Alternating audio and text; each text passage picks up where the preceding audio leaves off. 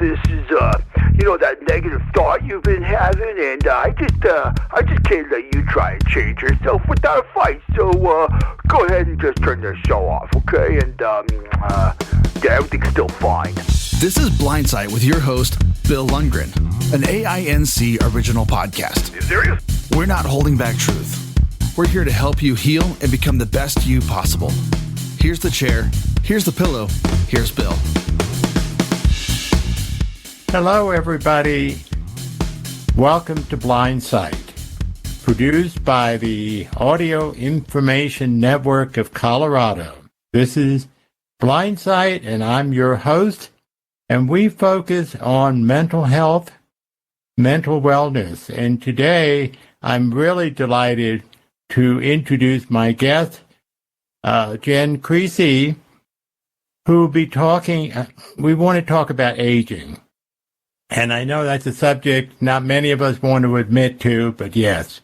And Jen is a licensed certified social worker who's had 25 years of working with the aging population and also with end-of-life issues. And she has a lot of experience. She's just recently retired, but she's had a lot of experience to bring to us in talking about this subject. Welcome to Blindsight, Jen. Thank you, Bill. And for everyone to know, Jen and I have known each other for a while. We sometimes are hiking partners. She does a lot of hiking. So certainly this is fun for me, as well as I hope for Jen. Oh, Jen, totally. Jen, what do you think that people need to focus on in terms of when we talk about aging? What are the issues that you experience for 25 years in the field? Let's break that question down a little bit. That's very broad. It is broad, and we could talk for hours. Well, yeah. What I was thinking of is, audience may or may not have some questions about, even about knowing what the issues of aging, how does it differ from, say, adolescence? How does it differ from the other things that we have to constantly deal with? And what, to you, is the top couple of issues that people have to address, to deal with? Okay. So one thing I'll say is when we talk about aging, it has a lot of facets to it. And it's also, you talk about adolescence. Adolescence at one level is a rather defined period of our life. Aging can be a huge segment of our life. The AARP says, they start letting us subscribe at age 50, or there's a lot of public assistance programs that are available to us at 62. I am very proud to be 65. And when I turn 60, and again, when I turn 65, I'm getting to access various, reduced fees at the rec center or at the theater, et cetera.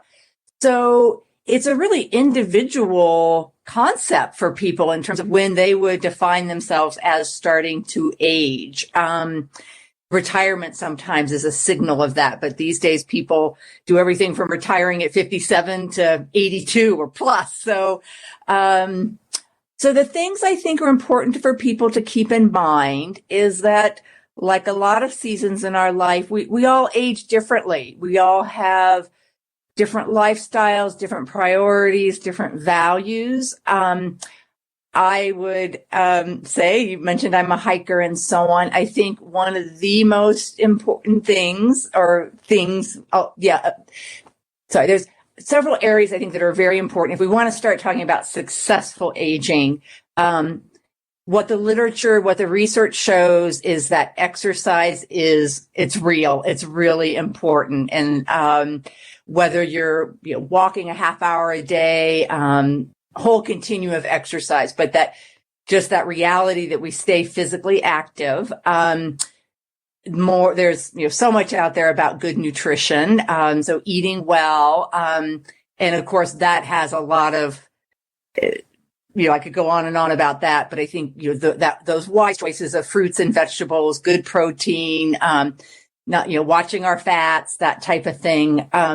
The other component for successful aging that's really important is hydration, making sure that we're getting enough to drink and so on. And that can't be 8 cups of coffee a day. It needs to be, a cup of coffee and 7 glasses of water. Or the other thing that's been more recent in the research that they're just showing is more and more important is getting enough rest. And so sometimes as people get older, and it varies, sometimes people find they need to sleep 8 or 10 hours.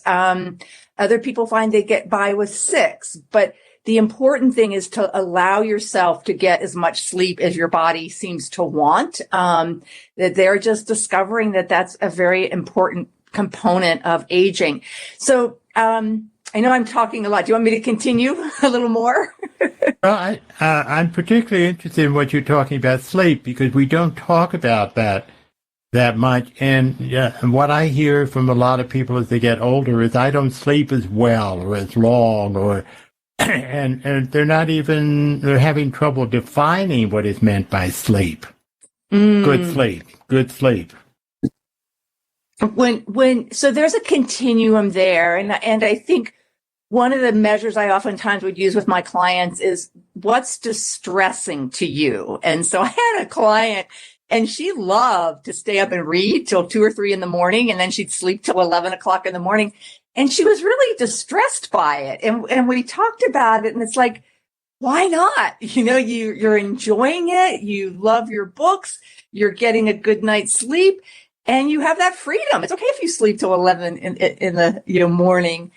But if it gets distressing to the point that people, that there is a point where, yes, you absolutely need to let your doctor know. We always, in a lot of these things we'll probably be talking about, we always want to rule out medical concerns. So, right. So if people are really struggling with sleep, it is an important thing to talk to their doctor about, because it could be an indication of other medical issues.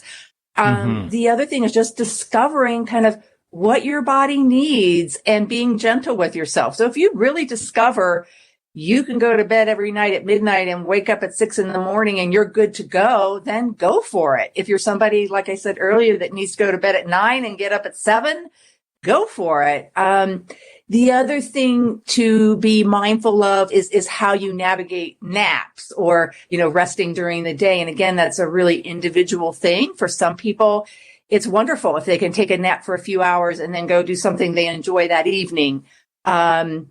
Other people, if they take some kind of nap, it really does disrupt their nighttime sleep. So there's just, like I said, huge continuums in all of this. And I think what I'll return to once again is it's really finding what works well for you and not what worked well for your neighbor or for your sister, but really discovering kind of what your body needs. And we can talk more about this shortly, because we're talking about very practical, exercise, drink, and sleep and so on.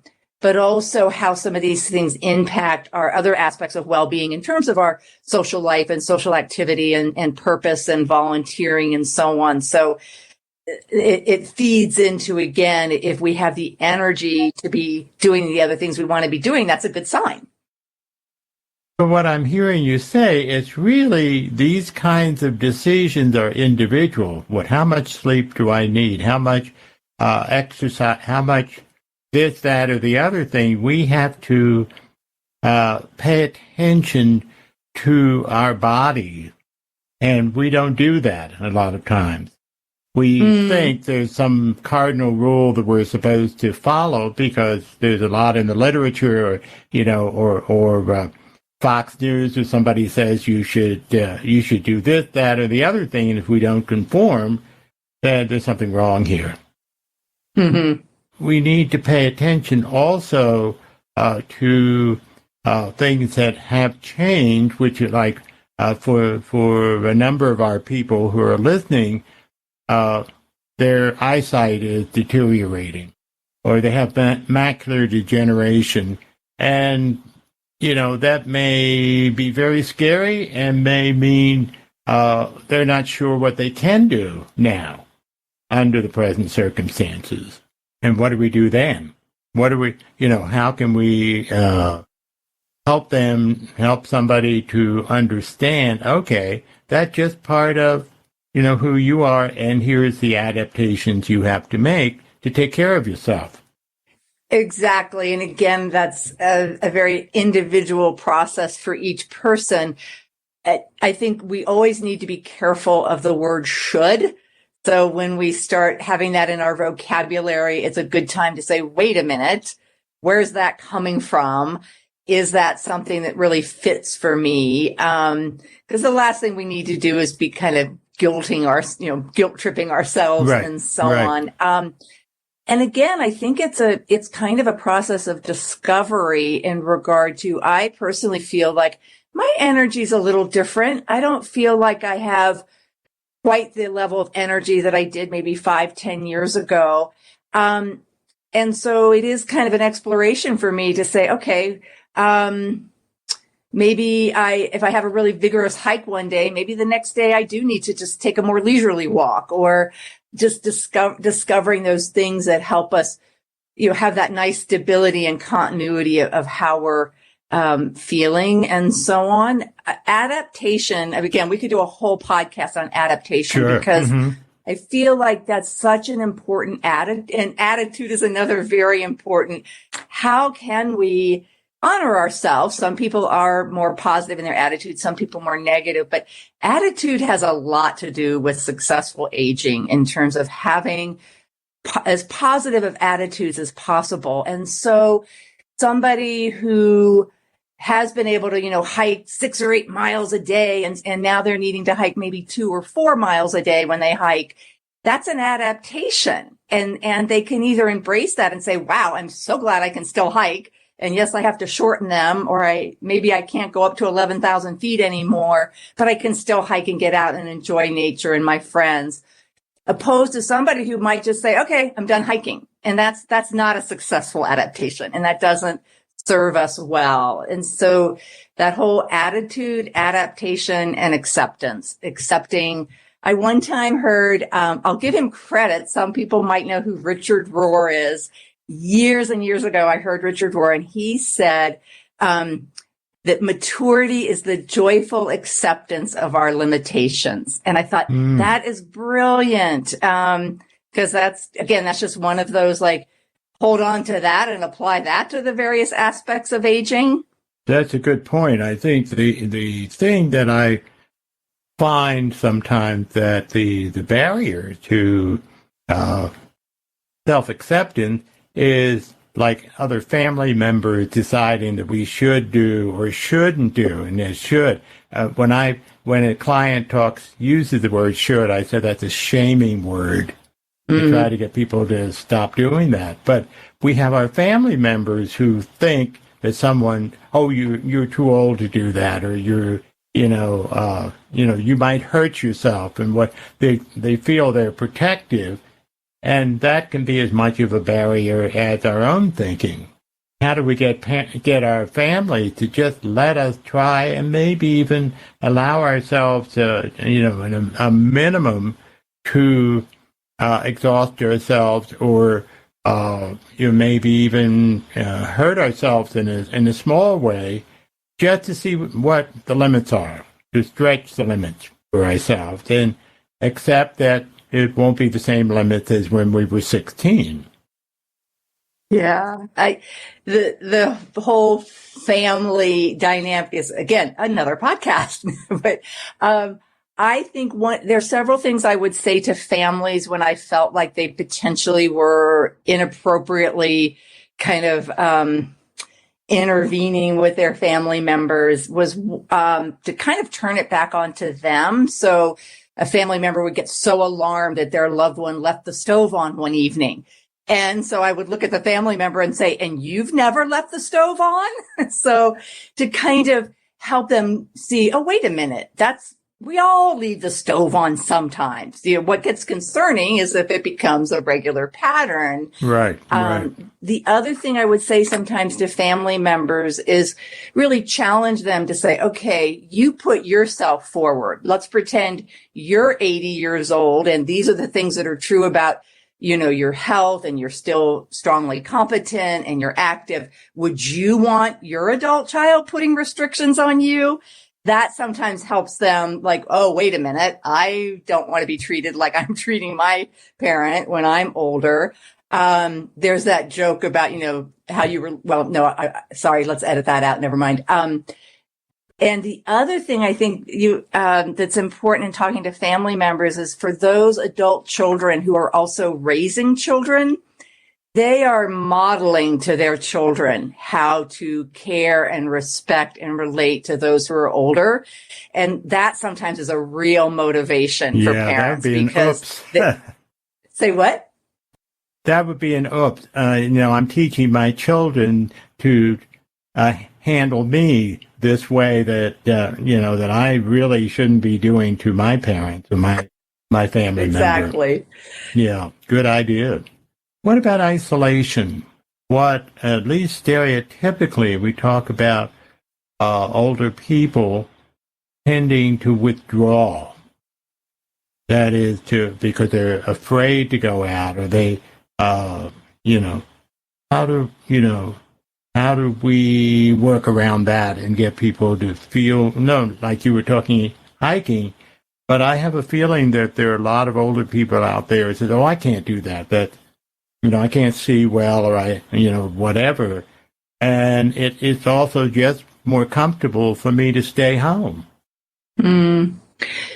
So what I'd like to do is go to each end of the continuum and then get back to the middle. So one thing I think is always important as we work and support folks that are aging is who they've been historically. And so sometimes a family member gets concerned like, oh my gosh, my mother just like she stays home a lot and she's, not getting out and so on and so forth. And sometimes I'll say to them, well, who has she been historically?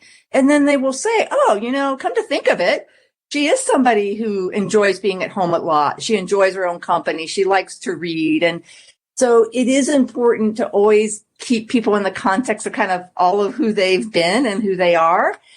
I think and then going to kind of another end of a continuum, so to speak, is that, and this is talking very much about end of life, when people are really starting to approach the end of their lives, and this could be in the last few years of their lives or the last few months of their lives, we naturally do tend to go more inward and more the circle of people that we want to engage with and we want supporting us typically does get smaller. And so it's also being sensitive to some of those natural things as our lives do start to wind down. Do those two things make sense?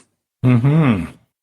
So then returning more to the middle ground, yes, again, there's a lot of literature and evidence out there that isolation is very, it's right up there with good nutrition and drinking well, exercising, etc. And so helping people get creative with how they deal with potential isolation in terms of, they could be on the telephone with more regularly. Are there people that they could be having Zoom meetings with family members, friends, etc.? Again, looking at who they've been historically. If somebody's been part of a faith community, are there ways that either other members in that faith community can help them get to services or can help them stream services? Are there different recreation opportunities in terms of the local senior rec center? Transportation, of course, becomes very important in terms of if that's becoming a barrier to people to get out and about. So helping people look at what are the transportation resources. And what was funny to me over the years, not funny, but it was always a kind of fun reminder of people would stop driving. And so we would talk about, hey, you could take Uber to this event, or you could take a cab, or, oh, no, I can't afford that. But then we'd say, well, wait a minute, you don't have a car payment anymore. You're not paying gasoline. You're not maintaining a car. You're not licensing it. And the penny would drop for some people and say, oh my gosh, I do have a kind of a bucket of money that I can budget towards getting myself out and about. The other thing I think with isolation is, and this is a theme a lot with aging, is helping people to build a team of people that offer support. And so, for example, a neighbor might be really willing to help somebody go grocery shopping every other week if they know there's other people helping this person with their other transportation needs. Nobody wants to feel like they're going to be the one and only helping this person with transportation. The other thing, and this connects to isolation, sometimes people are hesitant to ask people for help. Yes. But that is almost always a reciprocal interaction. So if I'm asking somebody to help me go to the grocery store, the person that's helping me is getting several benefits. One is, quite honestly, they're probably thrilled, like, yay, I can still drive. And it makes me feel good to help this person get to the grocery store. But also while they're driving to the grocery store, they're having a visit and they're exchanging, some of the things they're struggling with. And the person that's driving is having somebody be a listening ear for them. So I'm also a real believer in always looking for the reciprocity in relationships, and that we rarely aren't receiving something from the other that we're relating to. When my dad was at end of life and he was napping in his den, I would go in the den and just sit with him. And it was just such a gift. I had a career, I had children at home, I had a home, I had a struggling marriage, and I could just go sit and be with my dad and be still and be quiet. And so even in that state, he was giving me something. That's a very nice thought. Because we do forget, if we're older, we can feel like a burden. And what you're saying, no, we're not. We're actually contributing by just being there and being allowed to be helped. It gets back, I think, Bill, to attitude in terms of I am much more going to want to take somebody to the grocery store who's being kind of upbeat and fun and glad I can help them, and is also appreciating it. Appreciation is so important as we age. That's just how we're wired. We'd much rather be helping somebody that's being appreciative and trying their best and having a good attitude than somebody who's complaining. On the other hand, sometimes we have to again step back and say, this person's always been kind of a complainer, so I'm gonna roll with it. And sometimes our mood can change. I'm saying as a senior, which I am still wrestling with, but for the other person has to be able to just let us be where we are at the time, and know that it'll just be or encourage us to just have that temporarily. But there are times when we may feel the heaviness, like losses and things like that. And it has to be acceptance on the part of the family member or the friend or the neighbor or whatever, where we are, and also to a self-acceptance. Yes, and that's where we can encourage family members and friends that ability just to be alongside somebody, and that if somebody's feeling a sadness, we don't need to fix that. We don't need to try to talk them out of it. We can be alongside of them, and we could perhaps ask, what might be helpful to them. Sometimes you hear it referred to compassionate detachment. But I think that's another really important thing as we support people who are older, is to really honor their reality and to have the freedom to recognize, wow, quite honestly, I'm really glad I can, go hiking for 6 miles. And I can still delight in that. And I can also be alongside somebody who's really needing to cut back on their physical activity. So that being really clear, like where we stop and somebody else starts. Now,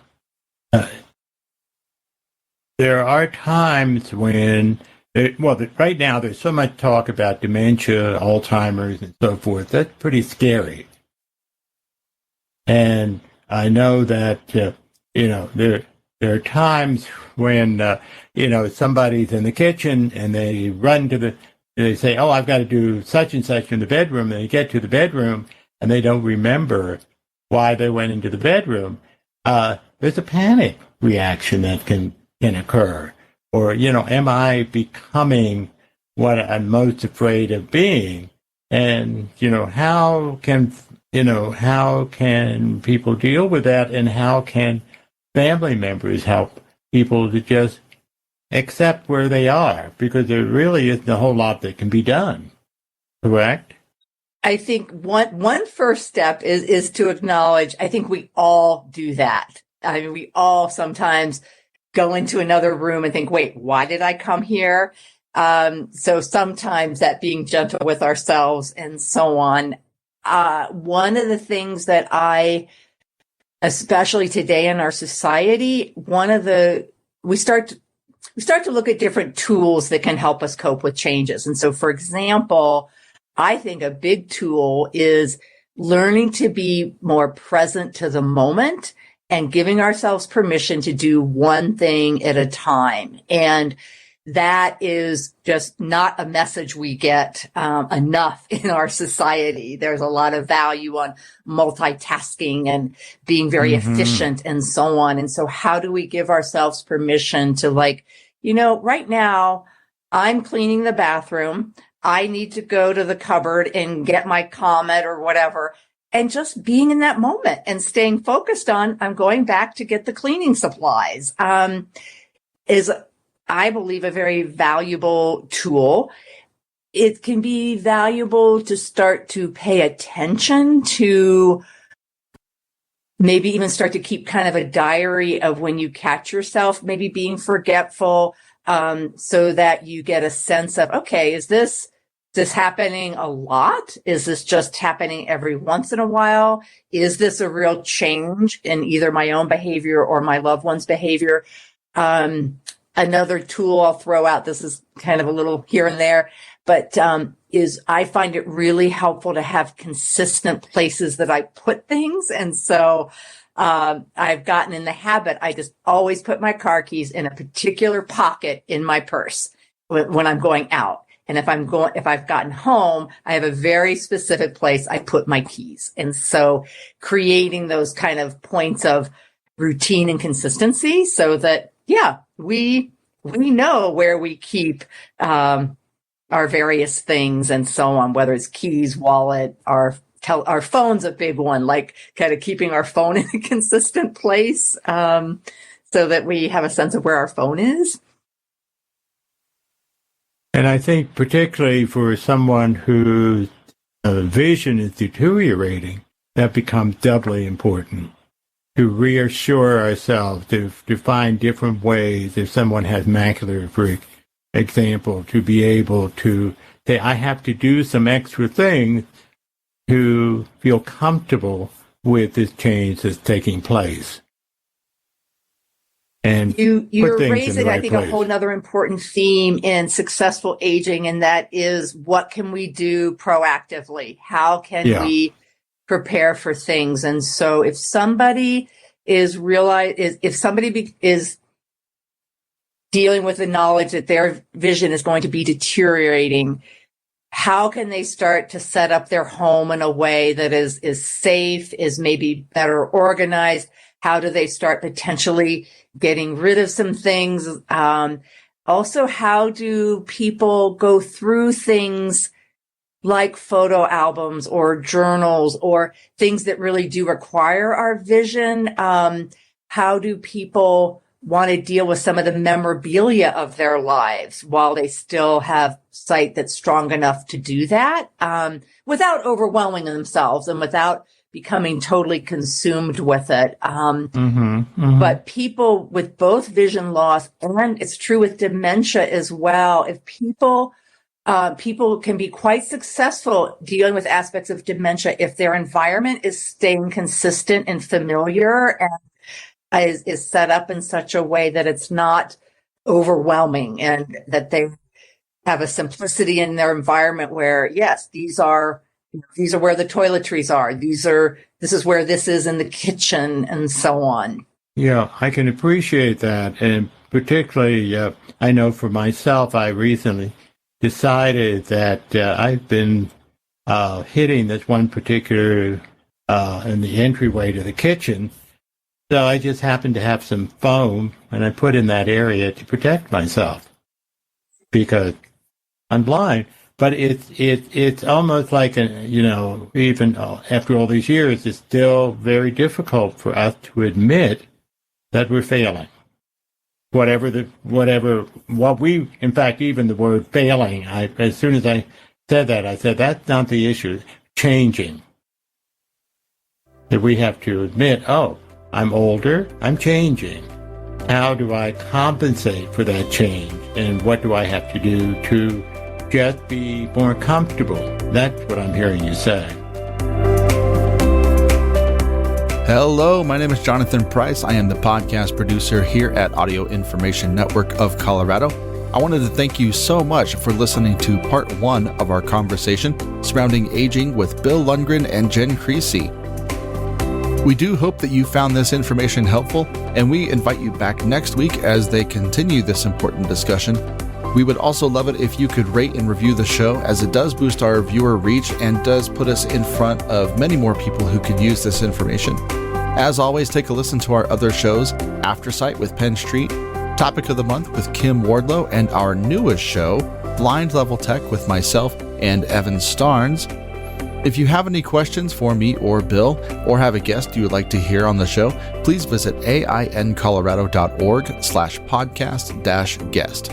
Thank you for listening to Blindsight, and have an excellent week.